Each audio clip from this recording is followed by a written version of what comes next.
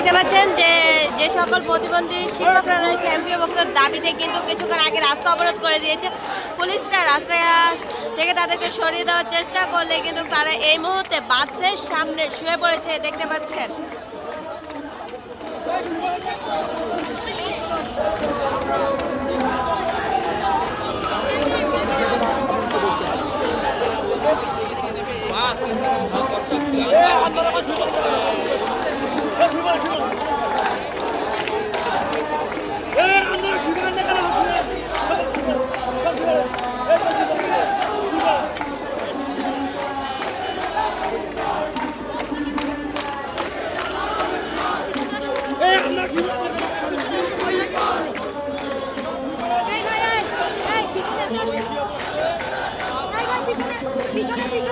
দেখতে পাচ্ছেন পুরুষ সদস্যদের পাশাপাশি একজন মহিলা সদস্য কিন্তু রাস্তায় শুয়ে পড়েছে এবং কিছুক্ষণ আগেই এই ভদ্রমহিলাই কিন্তু একটি রিক্সাকে ঠেলে পিছনে নিয়ে গিয়েছে। এখন কিন্তু তাদেরকে